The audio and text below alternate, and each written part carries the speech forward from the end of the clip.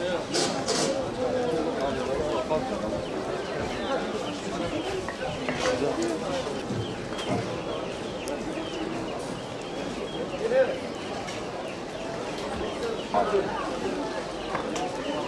5'te de acayip bilmiyorum abi. 5 iyi.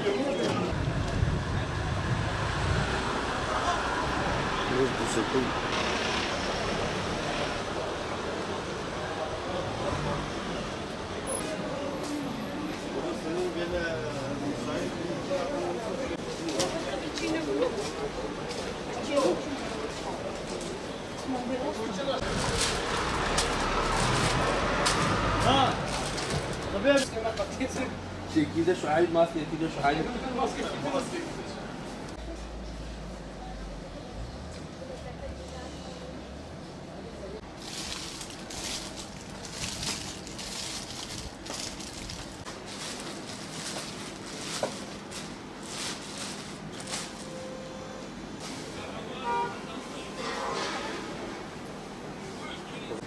Kalabalık görürsün. Bir şey oldu. Müşteri geldi, hoş geldin.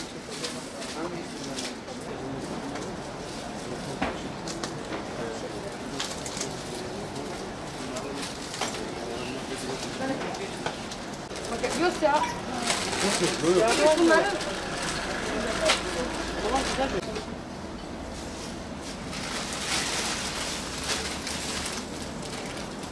Paket var mı şey? Kentin mi? Dışarıda olması lazım.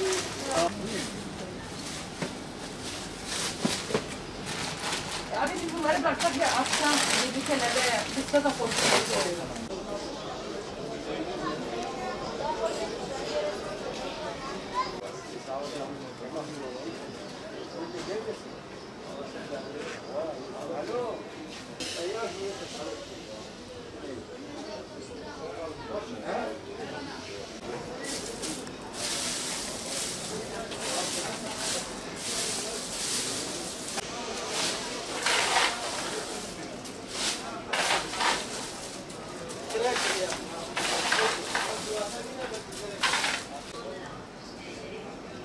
Kilo 600 lira.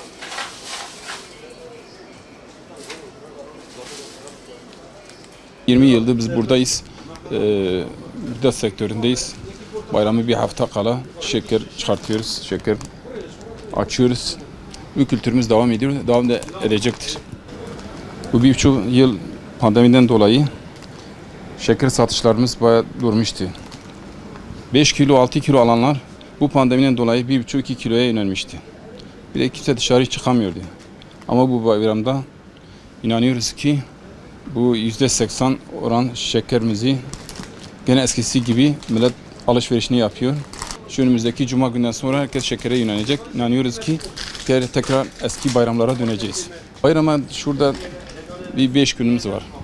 Cuma, cumartesi, pazar, bir de pazartesimiz var. 4 günümüz kaldı. Başlamış yavaş yavaş, bir de cuma gününden sonra daha hareketli olur. Pandemi sürecinde tabii ki esnaflar sıkıntı çekti. O geçen bayram zaten kısıtlama vardı. Kapanmıştı her taraf. Bu bayram açıldı, kısıtlamalar kaldırıldı. Devletimize teşekkür ediyoruz. Halkımızdan da şunu bekliyoruz. Esnaflarını desteklesinler, yerli esnafını desteklesinler.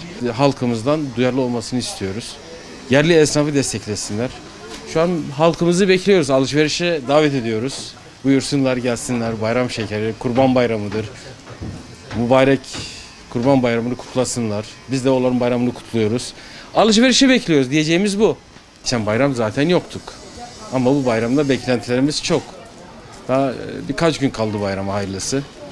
Vatandaşlarımız Batman son 3 gündür alışverişe. Bekliyoruz artık. Bayramını kutluyoruz, Kurban Bayramı'nı. İslam alemine hayırlara vesile getirmesini diliyoruz.